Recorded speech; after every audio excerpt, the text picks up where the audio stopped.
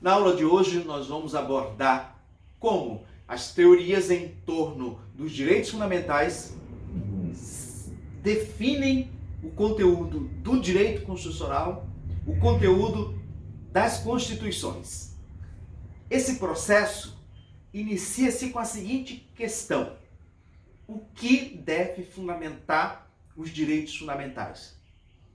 O que deve fundamentar o direito propriamente dito? E o que deve fundamentar uma ordem jurídica? Para esta questão, no tempo, na nossa história, foram dadas três respostas. A primeira, a força. A segunda, o consenso. A terceira, os valores.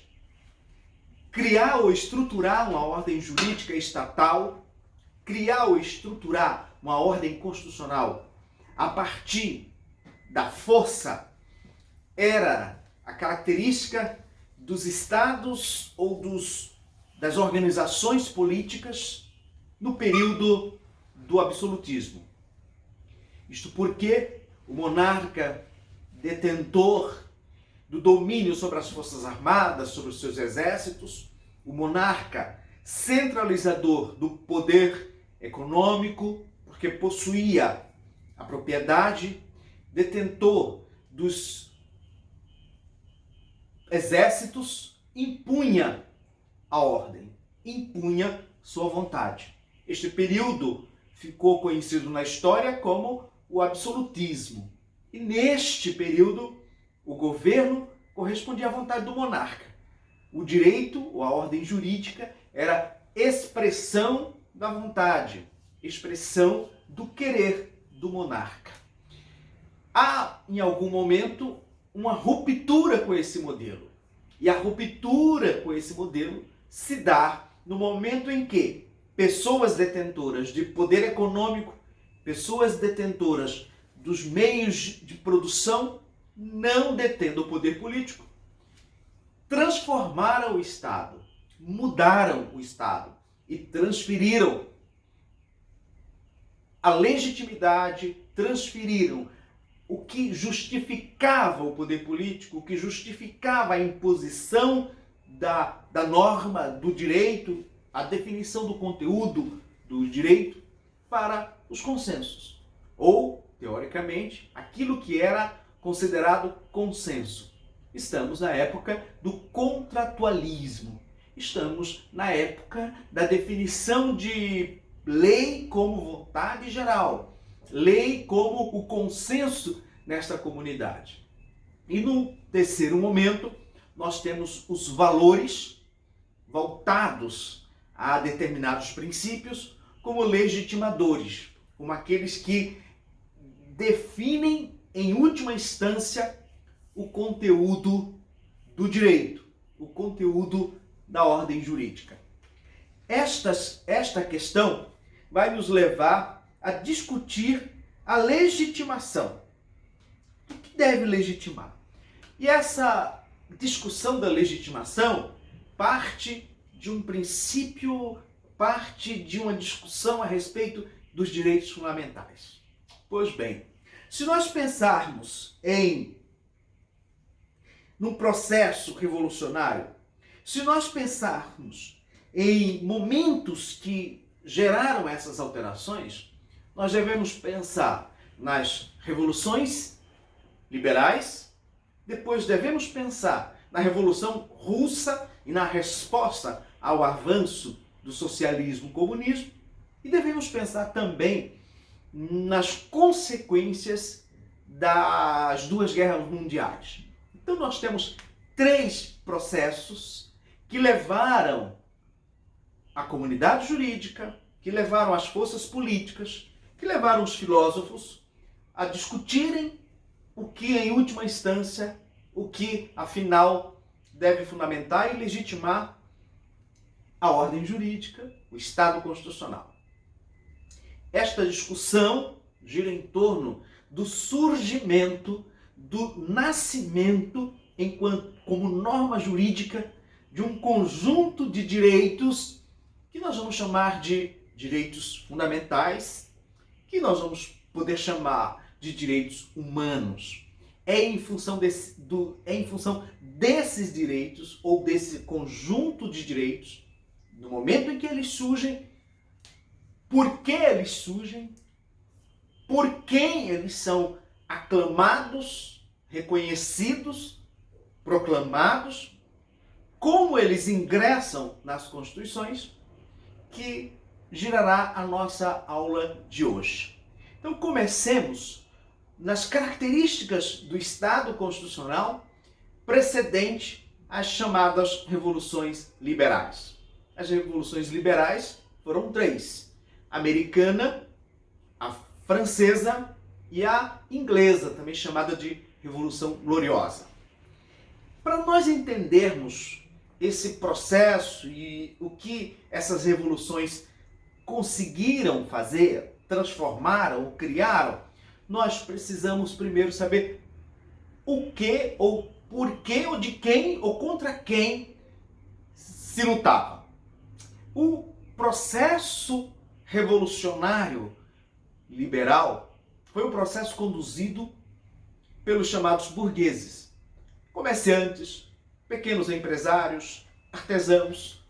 Eles detinham o poder econômico, eles detinham o poder que surgia naquele momento histórico e não detinham o poder político, ainda concentrado nas mãos dos monarcas, nas mãos dos imperadores. Nós tínhamos, portanto, grandes impérios, nações, grandes impérios conduzidos por monarcas que já não detinham mais o poder econômico, que já não eram mais proprietários das grandes áreas territoriais, e o surgimento do comércio, o surgimento das relações comerciais decorrentes de transformações dos meios de produção, que geraram excedente nesta produção. E ao gerar um excedente desta produção, o abandono do modelo feudal de organização social,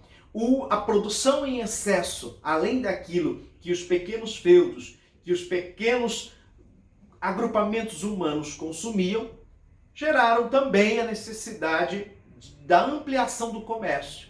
E para gerar a necessidade da ampliação do comércio, era necessário um grupo de consumidores. Era necessário ampliar o número de pessoas que passariam a ser consumidores. Além disso, uma coisa é você vender ou você fornecer para o feudo, para o senhor feudal, para o dono do estabelecimento. Outra coisa é cada indivíduo, cada cidadão, ser um consumidor, alguém com potencialidade de adquirir, de estabelecer relações jurídicas. É por este motivo que o movimento revolucionário, que tem como base, que tem como pano de fundo esta mudança nos meios de produção, o surgimento numa dimensão global do comércio, gerou duas necessidades básicas. A necessidade das pessoas passarem a ser sujeitos de direito, das pessoas e cada indivíduo passar a ser titular de personalidade jurídica, ser capaz de gerar direitos e deveres, e ter deveres, e gerou também a necessidade das pessoas participarem da tomada de decisão política. Por isso que essas revoluções liberais tinham um catálogo de direitos. Direitos civis e políticos. Direito de estabelecer relações jurídicas, de estabelecer pactos jurídicos e direitos de estabelecer negócios jurídicos e direito de participação.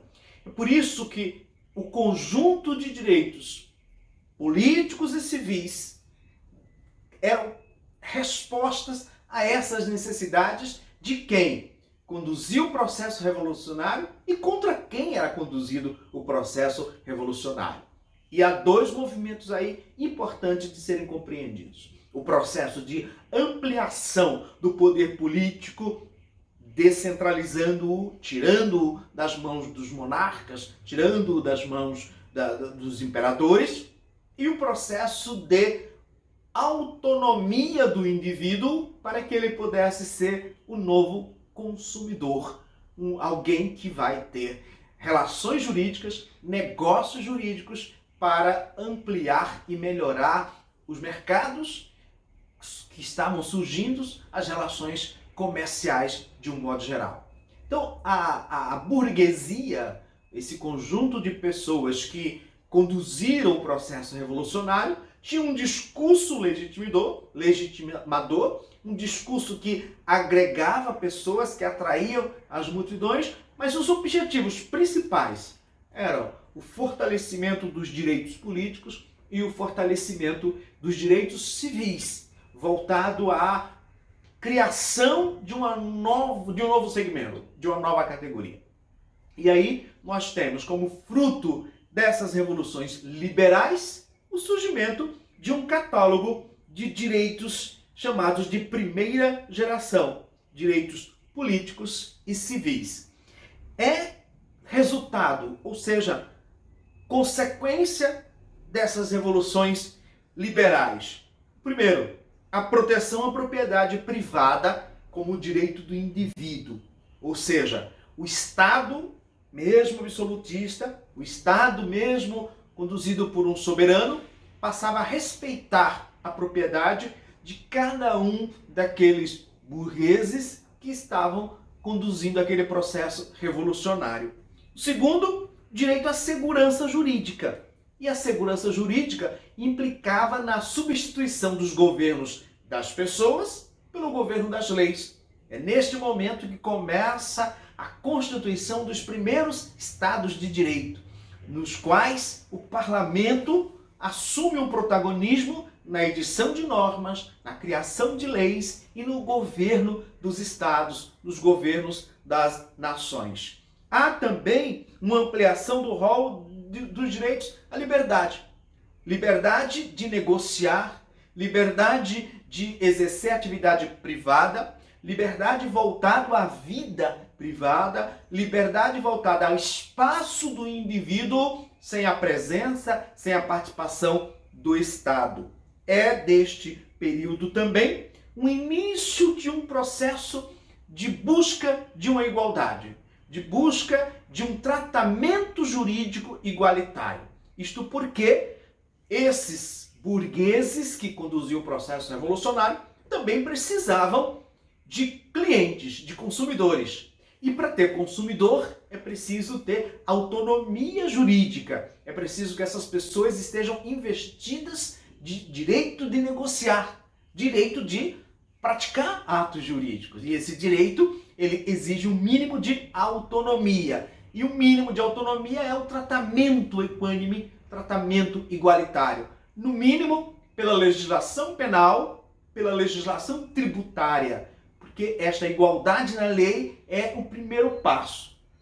Porém, quando esses segmentos, a burguesia, comerciantes, profissionais liberais, associações de artesãs, conquistam esses direitos, isto é amortizado. É preciso um processo posterior que vai começar nos anos 900, e, portanto, nós temos dos anos 700, final dos anos 700, de 790, que é o período de conclusão das três revoluções liberais, até o início dos anos 900, os estados vão se organizando, se criando com o fim dos grandes impérios europeus, e a criação de novos estados-nações, mas todos eles com este rol mínimo de direitos. Os direitos civis e políticos.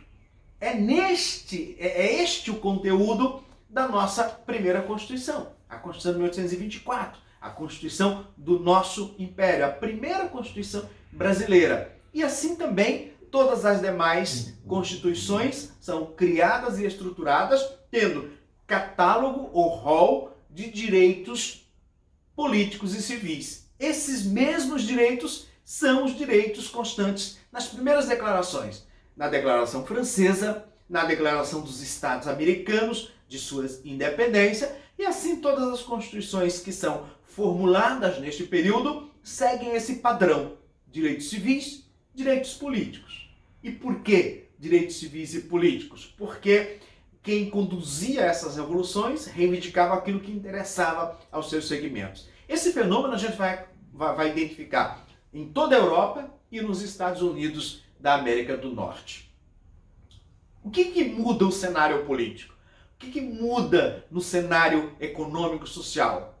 A industrialização acelerada, que leva para as grandes cidades um contingente muito grande de pessoas do campo, e começam a ser observado, a ser identificado a situação desumana dos trabalhadores.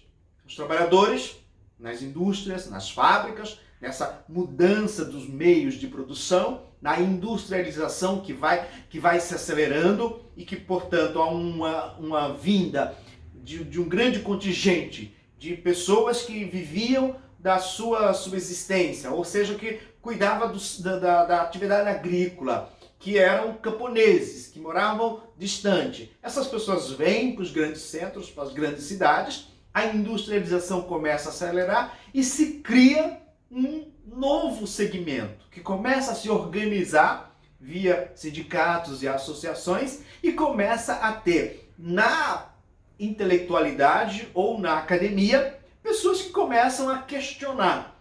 Filósofos, cientistas políticos começam a discutir a situação do trabalhador, a situação do cidadão que é trazido de uma vida no campo, que é trazido de uma vida rural, é colocado nas fábricas, é colocado numa situação desumana e começa então esse processo de conscientização. Agora, a bandeira dos direitos fundamentais sai das mãos da elite, sai das mãos da burguesia e passa para as mãos dos trabalhadores, passa para as mãos dos sindicatos, passam para as mãos de filósofos, políticos e juristas que vão defender esses interesses. É neste cenário que nós temos a Revolução Russa, nós temos revoluções em diversos estados, mas importa destacar também a Revolução Mexicana, e nós temos respostas que a igreja, nós temos respostas que a sociedade civil, nós temos respostas que os estados, em especial o Estado alemão, dão a este conflito.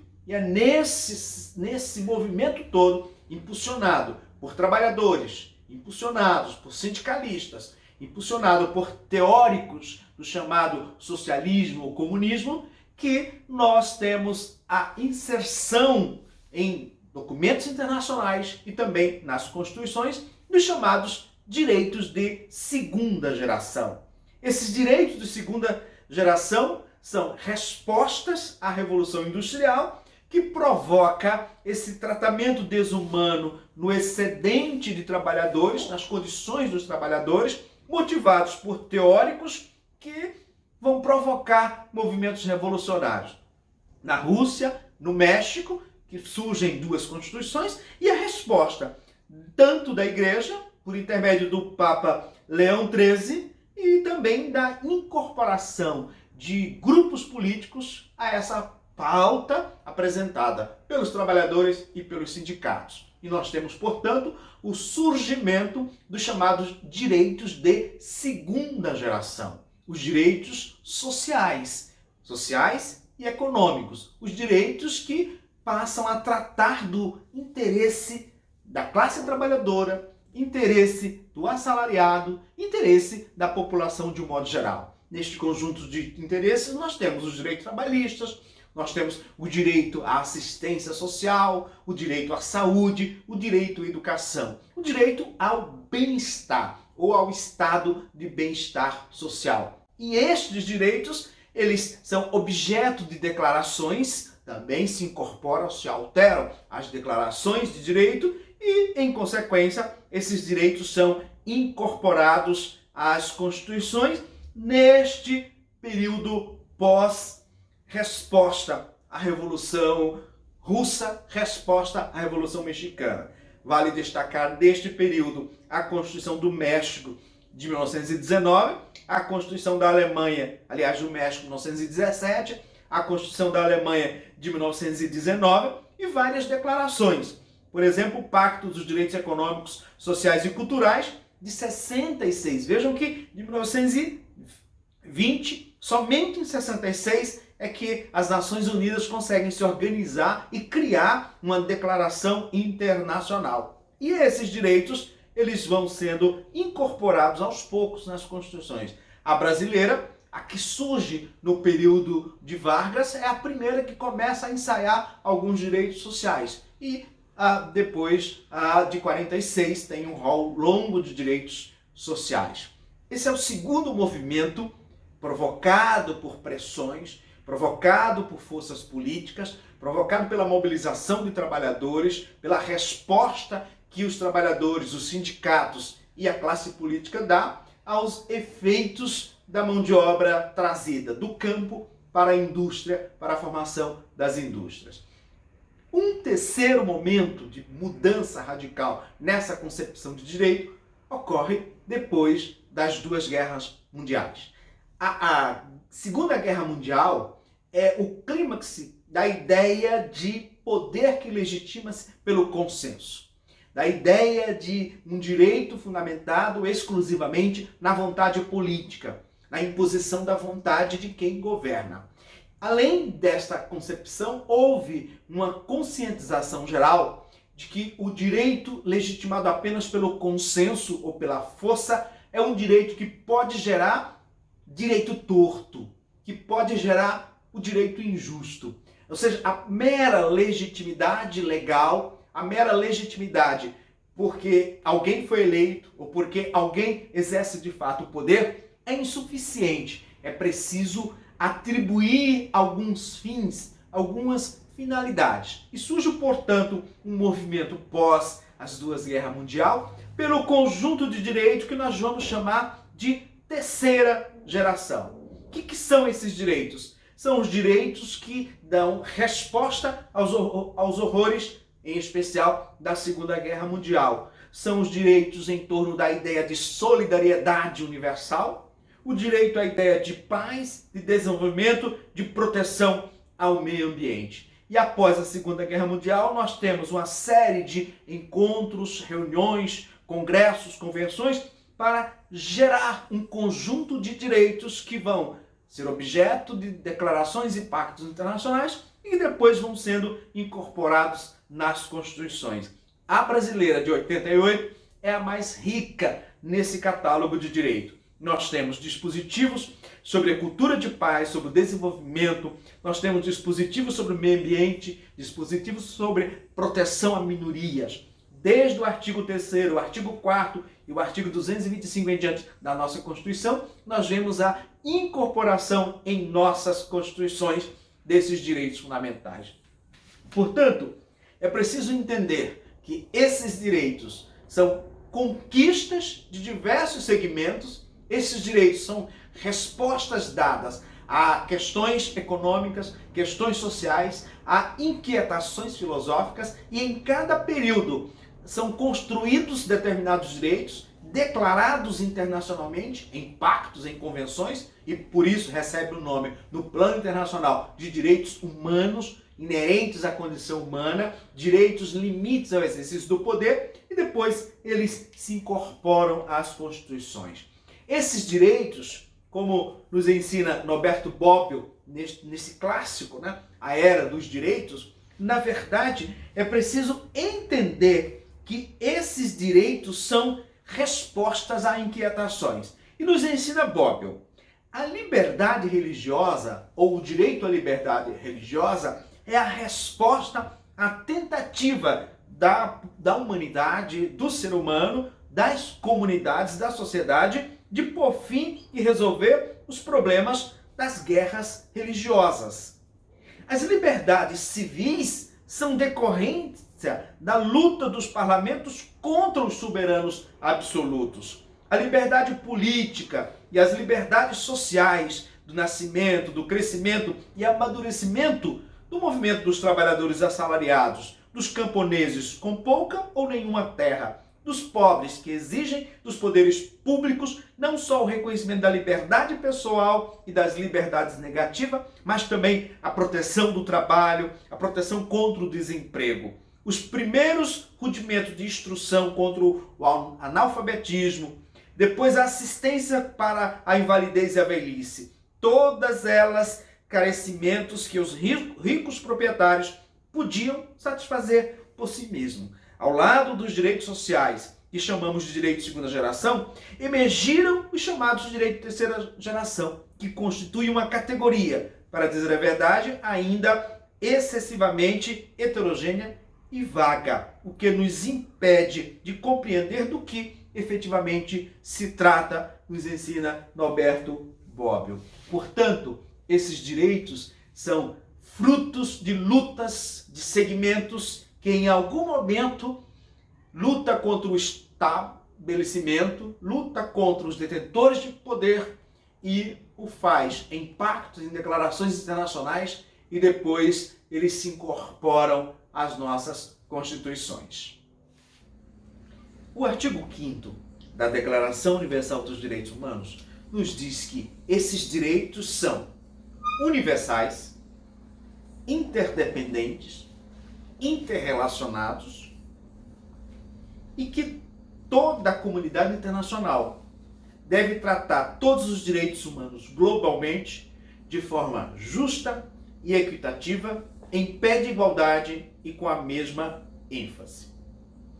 Então, temos aqui 3 características importantes. A primeira é que esses direitos são universais. Isto é uma pretensão, isso é uma vocação. Na verdade, nós temos ponderações desses direitos. Na verdade, nós temos um ideal, que é o ideal de direitos universais. Como o conceito básico desses direitos no plano internacional é a igualdade jurídica dos seres humanos, do ser humano, em todos os estados, em todos os países, há essa pretensão de universalidade. Todavia, é bem verdade que nós temos a interferência de diversos outros fatores. Ainda que na declaração esses direitos sejam universais, a sua efetivação, a sua implementação concreta dependerá de diversos fatores, fatores não jurídicos estritamente. Eles são interdependentes e interrelacionados porque o direito à liberdade está condicionado ou depende do direito à isonomia. O direito à privacidade está, de certa forma, relacionado ao interesse público.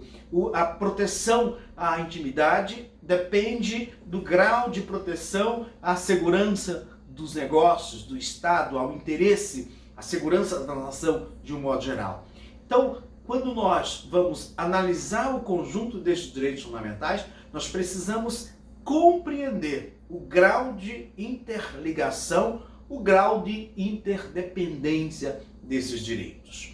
Então, o primeiro aspecto é essa questão da universalidade. Agora, a universalidade é atenuada por um outro aspecto também desses direitos fundamentais, que é a sua historicidade. Os direitos fundamentais, os direitos humanos, são construídos na história, são conquistas históricas. Nós abordamos no início as conquistas dos primeiros direitos, resultado das revoluções liberais. Isso é um momento histórico que aquele país ou que a comunidade internacional vive. Nós identificamos nas lutas históricas da Revolução Russa, das pequenas revoluções nos diversos estados, ou como resultado dos problemas do surgimento da Revolução Industrial, os direitos sociais. E vimos o surgimento pós-Segunda Guerra Mundial de direitos coletivos, direitos voltados à comunidade, desenvolvimento, paz, respeito ao meio ambiente. E já podemos falar hoje de direitos de outro tipo de caracterização. Por exemplo, quando nós pensamos no problema provocado pelo crescimento do fim da intimidade, do fim da privacidade, decorrente das tecnologias de informação, decorrente dessa nova revolução, desse novo modo de produção e de circulação de bens e comércio. Nós pensamos em direito de intimidade, direito de privacidade. Nós temos que pensar muito em direitos voltados à bioética, em direitos da reprodução humana, da reprodução de células, em direitos de outra natureza, de outra geração. Ou seja, este rol vai tendo o seu número de direitos, o seu conteúdo, a sua compreensão evoluindo, modificando-se na história. Então, a tendência da aplicação e a vocação desses direitos é a sua universalidade, mas o seu contingente histórico faz com que dependa do momento que estamos vivendo e dependa também de fatores outros que interferem na sua efetividade. Uma outra característica muito importante é a sua relatividade, ou seja, um direito não pode ser visto como um direito absoluto, porque o seu exercício vai condicionar o exercício de outro. Bobbio tem uma expressão muito acentuada, muito incisiva. Ele assegura que não há nenhuma comunidade que seja plenamente livre. E não há também nenhuma comunidade, nenhuma organização estatal que seja plenamente igualitária. Porque as sociedades que nós vivemos, os estados que nós vivemos, são tão livres quanto desiguais. Ou são tão desiguais quanto, ou são tão iguais quanto não livres. Ou seja, o que ele vê, o que ele observa na prática, são sociedades que encontram um jeito de compatibilizar esses conteúdos desses direitos. Somos livres, queremos que pagar o preço da desigualdade. Queremos uma sociedade igualitária, uma sociedade mais equânime, nós temos que pagar o preço da redução do nosso espaço da individualidade, do nosso espaço de liberdade individual. Ou seja, a construção dessa sociedade é a tarefa de cada grupo político, grupo de pessoas em dado momento histórico. E ele vai definir com autonomia que tipo de sociedade nós queremos. Queremos mais liberdade? Temos que pagar o preço. Mais desigualdade. Queremos avançar na promoção da igualdade?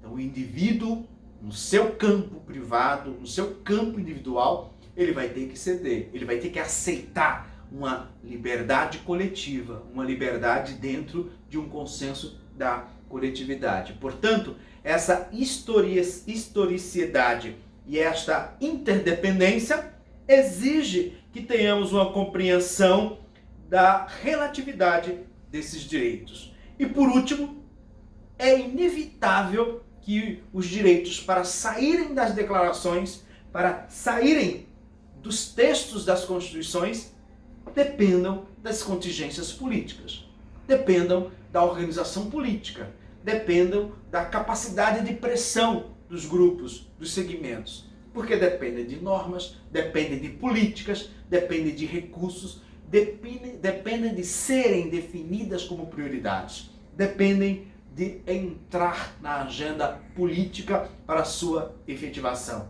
Por isso, e terminando, Bobbio nos alerta que podemos fantasiar sobre uma sociedade ao mesmo tempo livre e justa, na qual são global e simultaneamente realizados os direitos de liberdade e os direitos sociais.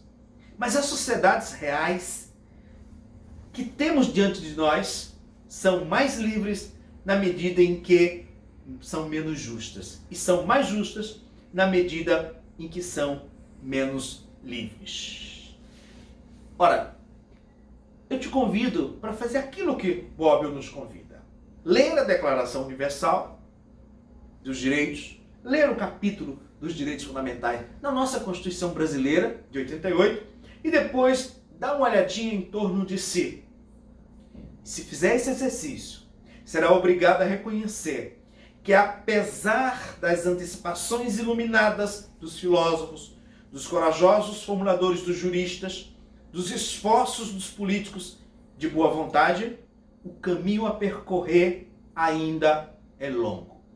Teoria e prática percorrem duas estradas diversas e a velocidade muito desiguais. Portanto, é hora de transformarmos o conteúdo concreto e a significação desses direitos fundamentais em normas jurídicas, em ações políticas, em programas efetivos. É hora de compreendermos que a tarefa de implementação desses direitos é uma tarefa de cada geração, de cada um de nós. Mas o que importa saber é que, uma vez incorporados nas declarações e depois nas constituições, esses direitos fundamentais no plano constitucional, humanos no plano internacional, condicionam a compreensão do papel desse Estado, condicionam o conteúdo dessas constituições e condicionam o agir estatal, o agir do Estado e seus agentes.